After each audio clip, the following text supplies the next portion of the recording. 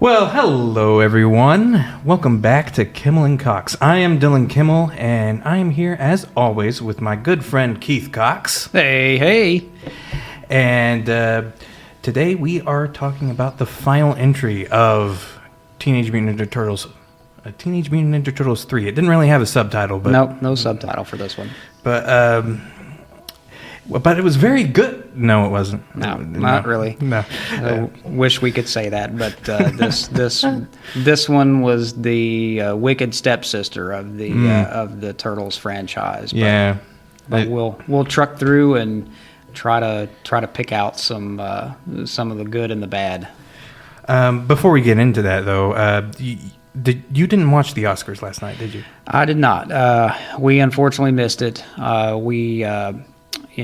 These days with the economy being what it is, we're always trying to find ways to save a few bucks here and there. And so we recently changed our Hulu plan, not realizing that we kind of downgraded the plan. So now we don't have Hulu Plus Live. We can still watch new shows, but we just can't actually watch them live anymore. We have to wait till the next day to a soap. So we had to miss the Oscars, but... Well, never fear. I have a list of the winners for you here. So this should be very exciting for you. Cool. So first off, let's start with the best picture because everyone wants to know what the best picture is. Absolutely. So I'll give it to you here. It was a little movie called Everything Everywhere All at Once. Okay. I've been hearing a lot about that movie. I haven't seen it yet, but yeah. I can't say that I've seen it either, but I've heard really good things about it. It's like a multiversal type of movie. Okay. So it's similar vein to Doctor Strange and the Multiverse of Madness. Okay. However, I've heard higher praise from this one because they use practical effects mostly. Oh, well, that's good. I probably would enjoy that then. So I have to check that out. It might be really exciting. Best picture, huh? Okay. Mm-hmm. And best actress was Michelle Yeoh for Everything Everywhere All at Once.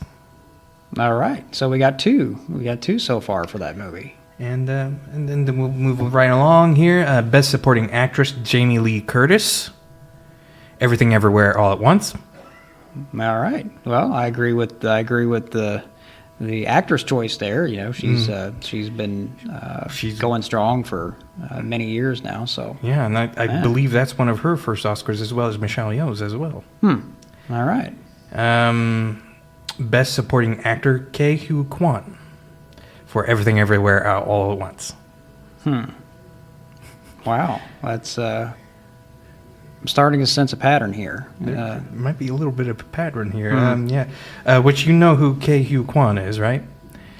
The name sounds familiar. Where do I know that from? He played Short Round in Indiana Jones and the Temple of Doom. Okay. Yeah, we talked about that franchise earlier in the season, and we sure did. Talked about how annoying his character was in that movie. So he's come a long way from that. Yeah, I was gonna say hopefully he's grown up a little bit and has turned into a much better actor. So and then we have Best Director. Best Director. Oh, that's another big one. Best Director. Yeah. Daniel Kwan and Daniel Scheinert for Everything Everywhere All at Once. Holy crap! I'm sensing that we have maybe an Oscar sweep going on here, but let's see how the other categories are. Okay. Well, Best Original Screenplay. Everything Everywhere All at Once. Best Film Editing, Everything Everywhere All at Once. Wow.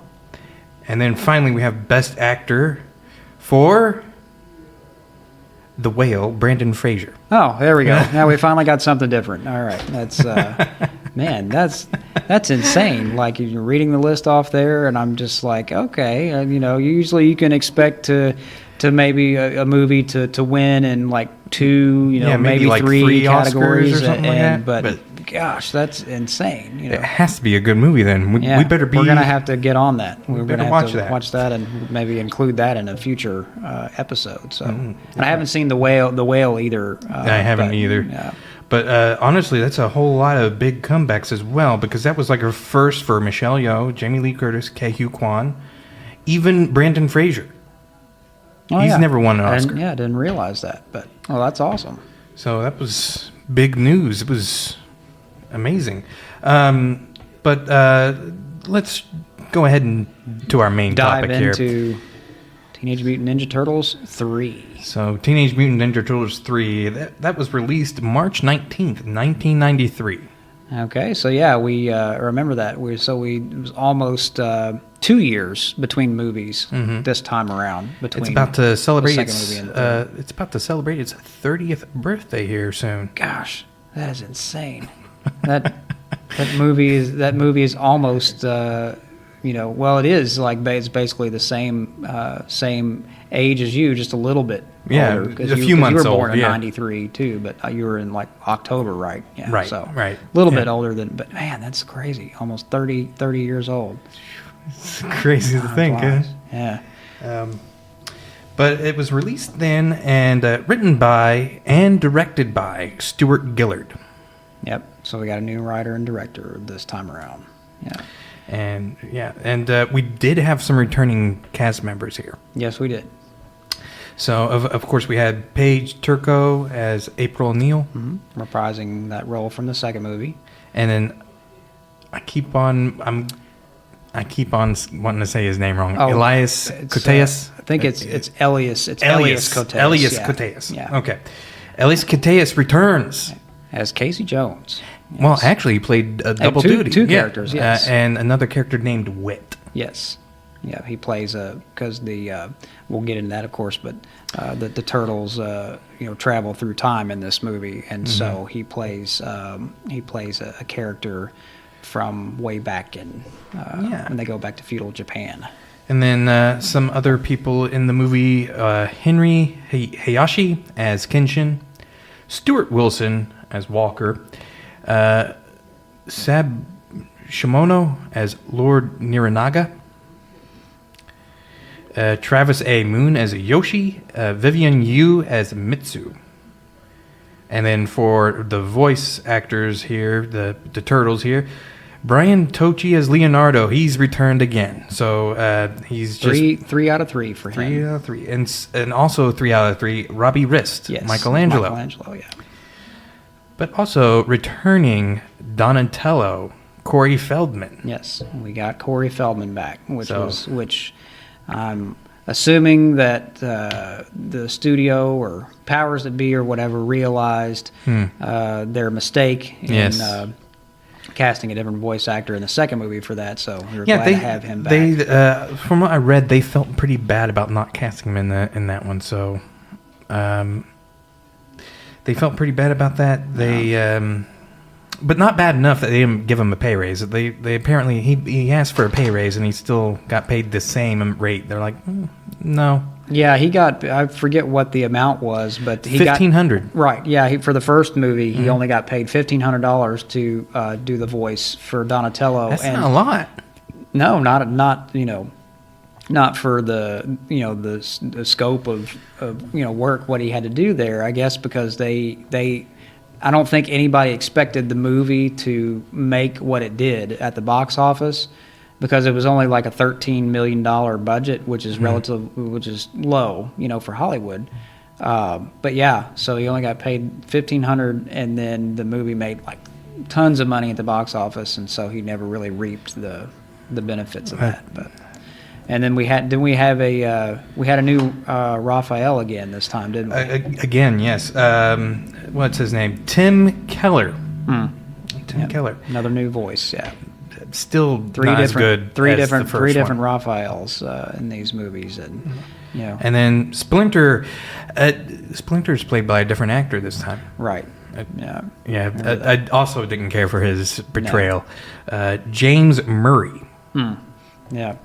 Yeah. I thought Kevin Clash definitely brought a lot more to that role. So. Definitely. But Yeah. Splinter also didn't have quite as much of a role in this one as the other two. He wasn't really. He didn't. No. Him and Casey Jones actually didn't really Yeah. have much of a role. No. It was kind of disappointing that even though Elias Koteas, played two characters in this, so he was in the movie a lot, But as far as the Casey Jones characters, they didn't give him much to do in this No. movie. He was basically a babysitter throughout the whole movie. Yeah, and he was. That was so disappointing. A babysitter to To a group of ninjas that came from another time. Yeah, it's ridiculous. The creature effects also were not handled by Jim Henson's Creature Shop anymore. Instead, it was by a company called the All Effects Company. That certainly made a big difference too. I think in the terms of the the look and the feel of the movie. So it just felt, I don't know, it felt this one felt cheaper. I don't know. It was definitely cheaper, and I think that was honestly the plan too. Because I was reading here that Golden Harvest, who was the producers of the film, actually felt like the film franchise had lived up to its potential, and it was a dying breed. So they pretty much just stripped it of its money and saved a buck or two. Yeah. So that's probably what happened. That's why everything's just so much smaller. It honestly could have been released, as my feeling was, this could have been a direct-to-video sequel. It has that feel. It has that feel. Feel. I was kind of surprised that they even released it in theaters. Like when I saw it, I remember, because again, as a kid, I was a huge Ninja Turtles fan, but even with the trailers and things for that one when it was getting ready to be released, I don't remember being as excited for this one as previous ones. But I'm like, it's like I remember thinking, well, I'm going to go see it, because obviously I've seen the other two, but also I was like phasing out of my Turtles craze by that. It was kind of being replaced by other things, and so it was more of going to see it, I guess, for the nostalgia of because I had been such a big Turtles fan, and then I just remember being very disappointed when I saw it. Like they could have just not made this at all. Yeah, it could have just been two movies and been done. Yeah, and it would have been fine. It could have been even just one movie, and then. Oh sure, absolutely, yeah. Because there were definitely some things that didn't particularly care for in the second movie either, but it wasn't as bad as this one. No, not at all. So as for the whole plot line here, the concept for the movie is loosely based on a couple of issues from Mirage called Masks. Issues 46 and 47 of Mirage Comics. And honestly, this whole thing became of them traveling through time became a thing, actually, because it also showed up in the animated show as well. Oh yeah, I do remember that. Yeah. And so it's becoming kind of like I don't want to say annual, but occasionally they will go back in time at some point. Yeah. So became like a trope, I guess. Yeah. So not a very exciting trope, honestly. I mean, I don't fancy it really, but no, that's it. It could have been. I suppose if it had been handled in a different way, it could have been good. They could have found a way to use that, but I don't know. It just didn't. I just felt like it just didn't work. This whole movie just didn't really work on a lot of levels. Yeah, it's like, it was such a downer. It really was. I mean, it just didn't have the. It felt like it was forced. The whole movie felt forced. It was definitely had that feeling of. There's just no words on how. I don't think anybody was, I don't think anybody was ready for another Turtles movie at this point. I'd say everyone was feeling fatigue at this point because even the studio apparently felt fatigue. Yeah. You felt fatigue? Yeah, it was like I kind of agree with them on that. That I think it had reached a peak, at that point. Even though the animated series was still going strong because it was a few more years before that got canceled. But it makes perfect sense because the Turtles were created in 1983, I believe. Yeah, it's like 84. I think was the first. 84 the first was comic. the first issue. Yeah. So they were just etching it out in 83 and then released it in 84. So it was almost 10 years old. So it was practically almost a decade old. So yeah, I guess you would find fatigue in that because even the Marvel Universe, those movies have been starting to feel fatigued, and it's been like 10 years. I think I think that happens with a lot of movies. Some franchises just really stand the test of time, and James Bond. And they can. You can just keep going, and everybody's still going to pack the theater. Although the funny thing about the James Bond movies is that if you think about it, it doesn't make much sense that it's all the same James Bond, particularly before Daniel Craig, because Daniel Craig's his reboot, because it's all. He has the same memory from all those films, and yet he's still young. Right.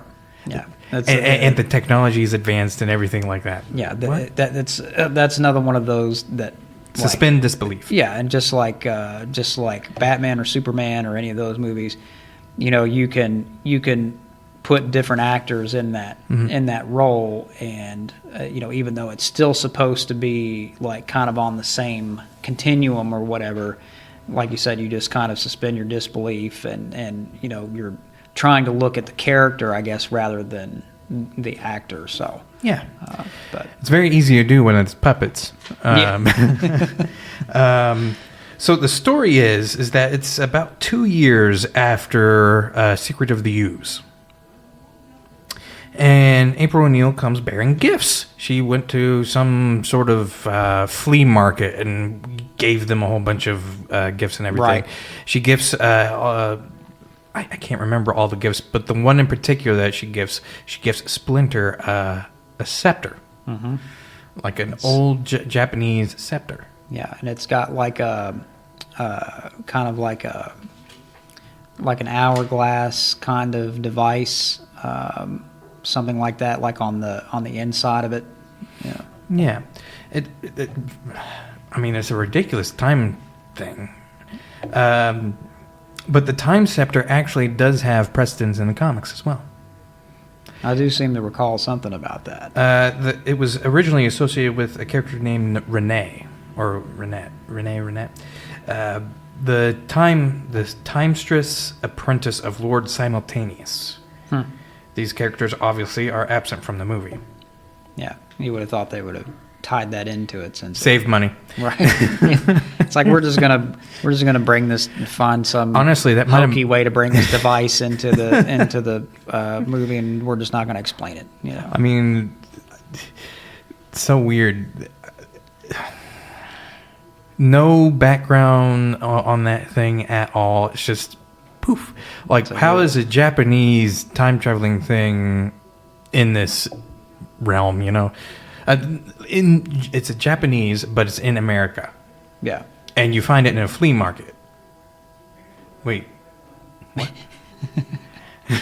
Somebody just tossed that. It's like, oh, this is just like a little trinket, and but I guess you have to find some way to make it, to work it into the movie, and even though in reality, nothing like that would probably ever happen. If you got your hands on an antique, on a Japanese relic, something authentic like that, it's not going to end up at a flea market, No. Well, conveniently, April O'Neil is the one that ends up transported, so the Turtles end up going after her and using the scepter.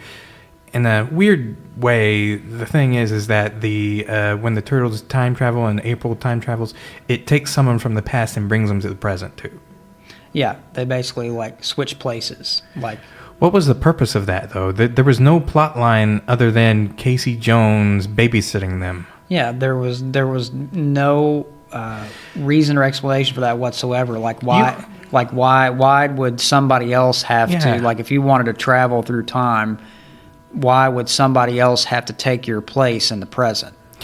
And another thing that's weird about that too is that, one, even if that were the case that they brought them in there, couldn't they have some sort of subplot in the present time? Like, okay, they're like, Casey Jones is babysitting them so they don't get out.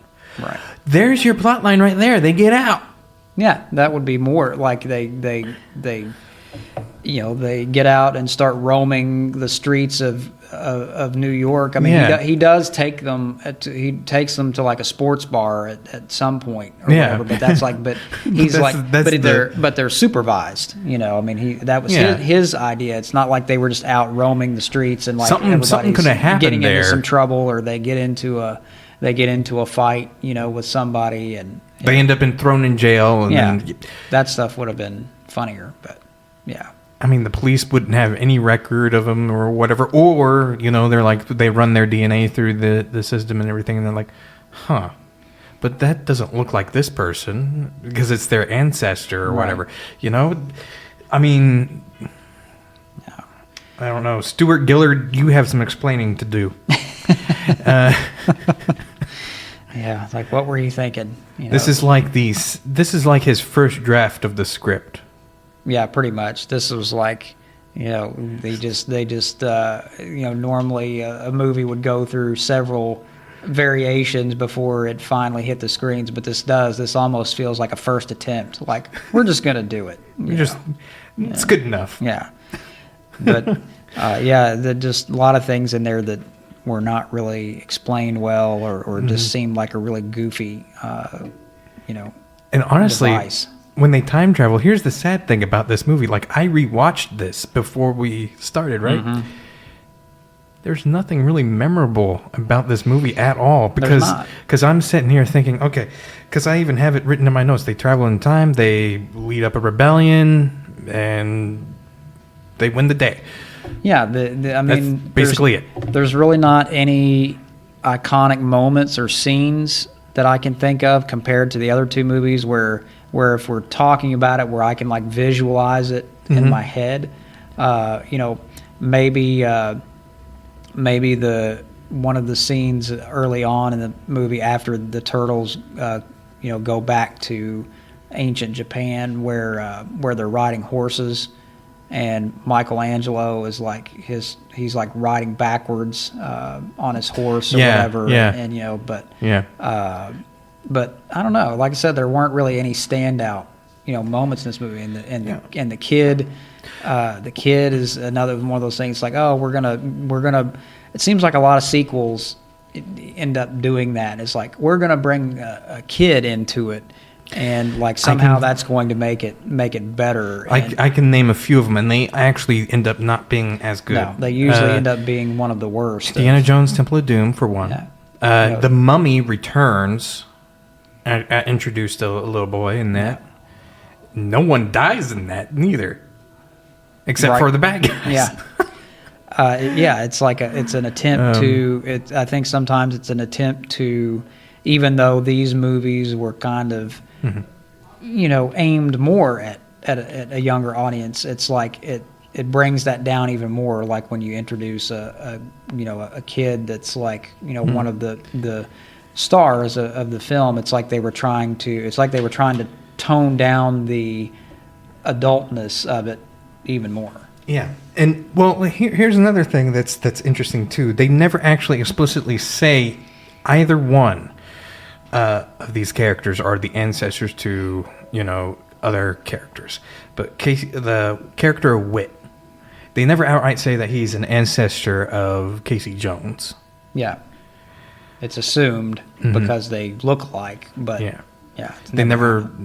But another character that they never actually, Yoshi, Hamato Yoshi, are they related? Yeah, was that a nod to Hamato Yoshi? Or I mean, surely the turtles would have recognized the name and been like, "You're our ancestor." Right. Not their ancestor, but their adopted father. Splinter's master. Mm-hmm. So yeah, there was a lot of missed opportunities there, I think. Yeah. So many missed opportunities. And I mean, yeah, there's really nothing memorable about this.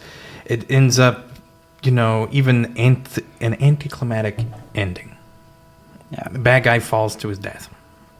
Yeah, nothing Yeah. worth remembering or mentioning as far as that goes. The turtles go back to their hideout, and it was like a little comical sort of. It was just a little thing that happened to ending, them, and then they just do a little dance at the end, and Yeah. The funniest thing, though, although Golden Harvest had no faith in this movie actually succeeding, there were plans for a fourth installment. Well, based on this movie, I'm glad that we didn't get that. Well, we kind of did, actually. Yeah, I guess I would. Because here's what happened. So the fourth installment was to be titled "The Next Mutation," and it was actually supposed to be, the plot was to explore the concept that Splinter and the Turtles, they still have that ooze in their veins, and it's going through a second mutation. So, right, yeah. But that film never materialized. That concept got utilized for the animated show for an episode, and the title was reutilized for a TV show that was not very good either. And that one actually introduced a fifth. Originally the fourth one was going to have a character named a fifth turtle named Kirby, named after a comic book artist, Jack Kirby. Oh, okay, yeah. Because, as you know, the turtles are named after Renaissance artists. Right.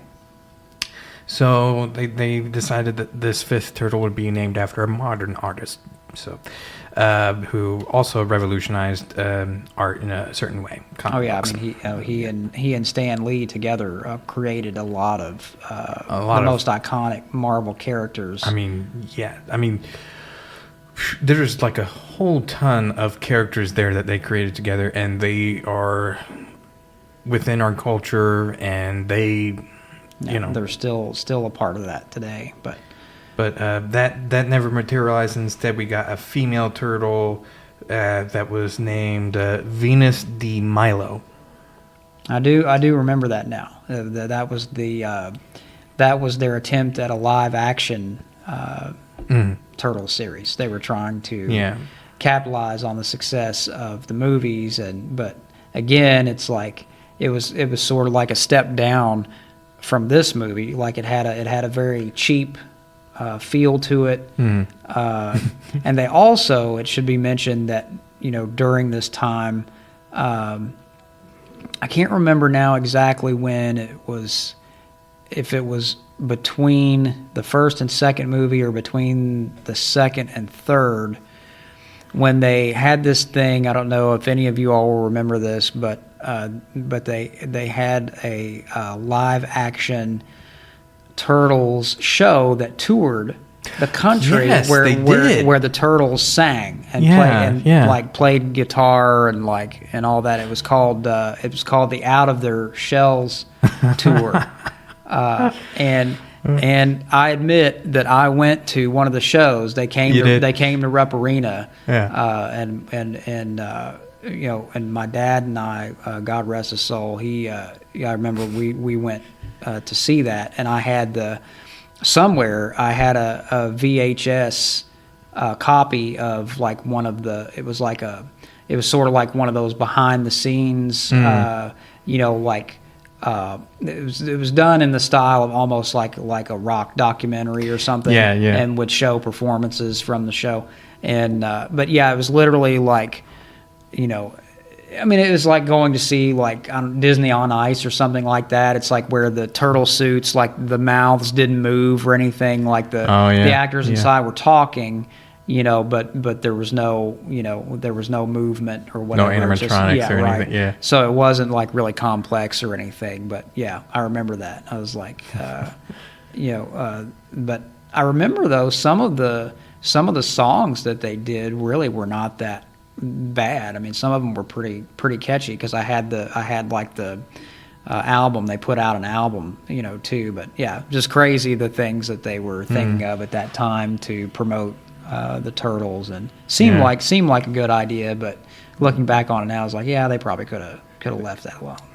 Right. Yeah, Um, but the TV series sort of had that same sort of It feel did. to it. It's so the Turtles franchise. I mean, it's still living strong, but it's been rebooted.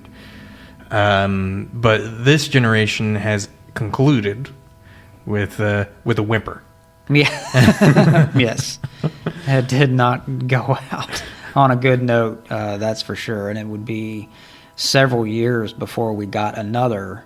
They had several different animated shows, but as far as a movie, it would be quite a while before we got another feature film. There was an animated feature film animated that was feature just film. called TMNT. Which is funny. Another funny thing is that TMNT is semi a reboot, but semi a sequel to the third one. It's never explicitly said that it's a sequel or a reboot either. But I remember reading somewhere around that time that they considered it a sequel, even though I don't see how. But Yeah. we wouldn't get another live action until like 2010s. Yeah,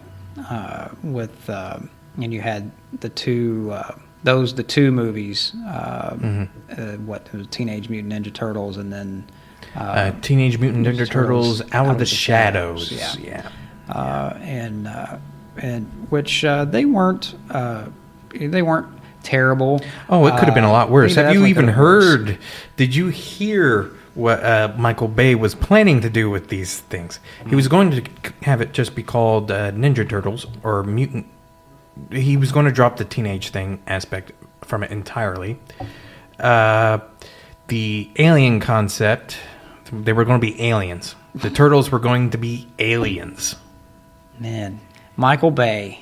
And and as soon as all that got out, everyone was like, "No!" Yeah. And okay, so here's the thing. Here's how blatantly obvious it is. The one character that the businessman that it works for Shredder, it was originally worked that he was going to be Shredder. But again, backlash and everything. They're like, let's shoehorn Shredder in there and just make him like an accomplice. So, I think to some degree they stuck a little bit closer to the comics in terms of like the after getting all that backlash, they sure did. I mean because the Turtles went through a lot of different looks over the years, and at one point, because I remember I used to have a wall calendar, a Turtles wall calendar that had a bunch of different original Turtles artwork on it, and so each month it was like, there were slightly different variations of the characters depending on who the artist was that drew them. And but I remembered, one of my favorites from that portrayed the Turtles as like very large and kind of like hulking, muscular. The Michael Bay creatures. versions were definitely that. And so that movie kind of went towards that look, which I kind of liked. But I do wish that they could have found a way to maybe incorporate some animatronics with CGI in that, because being all CGI, that was the thing that I didn't really like we mentioned in the very first episode of the Turtles. We talked about that, like CGI, combining CGI and animatronics. It would have been was the way to go. Yeah. You could always do animatronics for close-ups and things like that, and then if it requires them to move in a different way that the animatronics can't handle, then you bring in CG to take care of that. But like I said, they weren't awful, but I don't think that they were like fantastic either, and so we chose not to talk about any of those movies. They were parts of the Ninja Turtles legacy, because I think to us, we consider these what I call the original trilogy of movies Yeah. to be the best out of They are certainly the what's the word? They really are the best. There's nothing that can top them. I don't think they've tried. To be honest, I don't even think this next one with Seth Rogen's cooking up is going to be as good as the original either. They have a great cast, Yeah. a great voice cast. So it'll be interesting to see how that plays out. But I'd like a proper live action one. It's something about as soon as you do a live action one, I just want to see that in live action. exactly, that's exactly what I was thinking. Is that we got spoiled on the live action. And that's true of anything. It's like once you transition from animation to live action, then we kind of don't really want to see animation anymore. We've got just off topic there, but perfect example is Ghostbusters. Is like that started as a live action. That the original animated series was based on the movie instead of vice versa. But it's like the animated series, even the original animated series, paled in comparison to the movies. And so it's like, but there are supposed to be there was supposed to be an animated feature film coming at some point, and also an original Netflix series that's going to be animated. Yeah. I don't know how either of those are going to tie into the current like Ghostbusters universe, or if they'll be unrelated. And so it's like I'm kind of apprehensive about it. I mean, like the fact that Jason Reitman and everything is kind of giving his blessing on these things is a good sign. But it's like, because it's animated, I don't know how excited I want to be about that, because I really just rather see Ghostbusters movies and things in live action. I mean, yeah, I don't know of any animated movie that would outshine.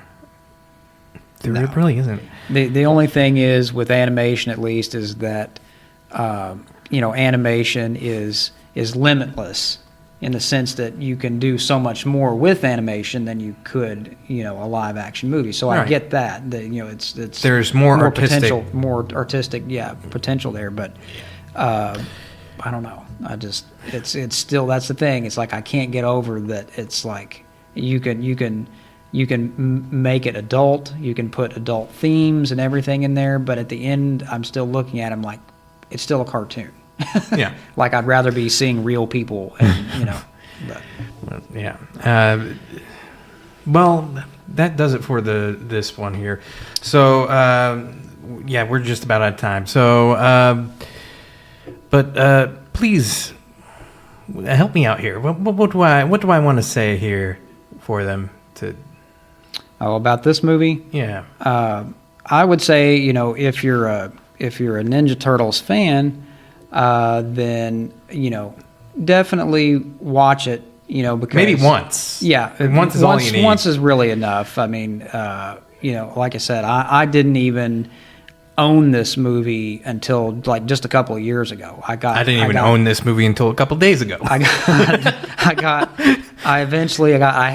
had the first two movies for many years, and then and then I got a Blu-ray set with all three movies in it. Yeah. And so I was like, but it's definitely not.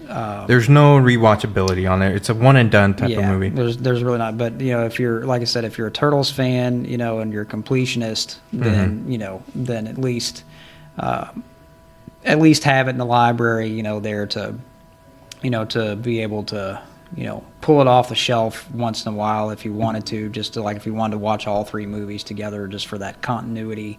But other than that, there's not much to recommend this movie. I'd have to agree. Well, that does it for this episode here, and please be sure to like, comment, and subscribe. Yes. That will help us out tremendously. Also, I almost forgot to mention, We will be at LexCon. Yes. However, we did make one announcement on that we won't be able to live up to on that. Oh, yes. So we wanted to be able to offer some exclusive merchandise at the con, like in the way of T-shirts, but unfortunately, it's not going to be within our budget to be able to do that.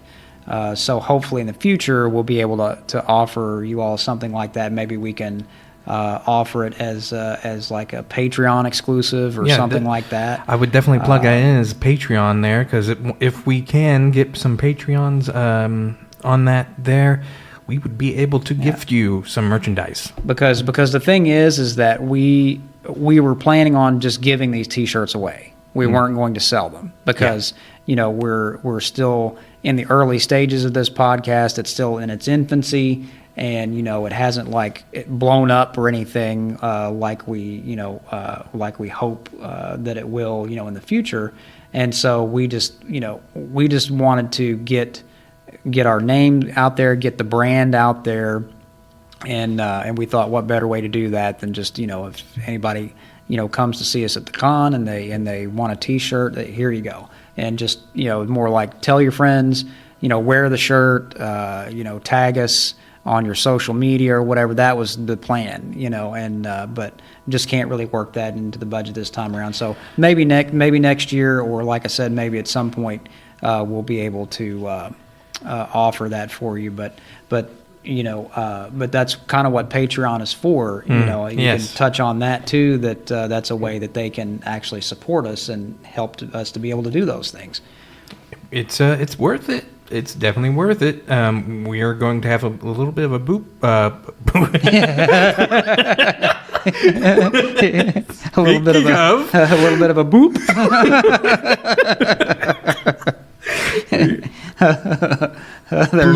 There's another one for the blooper reel right there. Yeah, that's exactly what I was trying to say. Yeah. So good point. There's a yeah. But yeah, there's going to be a blooper reel, and we'll have a little playlist or something for that. Yeah, we'll have a little bit of playlist there, and also, just so you don't miss out on any news or anything like that, just go ahead and follow us on Twitter or TikTok. And we have all those links. We'll have them right down here, just on the bottom of your screen there. And also, we'll have them in the links in the description there, as well as the end credits. So Can't miss it. No way you can miss it. No way at all. No. And of course, there's the Patreon page. Be sure to follow us and listen to us on our we are on Spotify. Mm-hmm. If you have a commute or anything, you can listen to us there. iHeartRadio, Music. Yeah, there's a bunch of places where you can check out the podcast, where you can just listen to us as well. So yeah, you don't have to see our faces if you don't like our faces. Yeah. But yeah, that's about all that we have here for today. So, like always, please be good to yourselves, and I'm sending all the love to everybody there. So much love to everyone. Have a good one. We'll see you next time. Yep.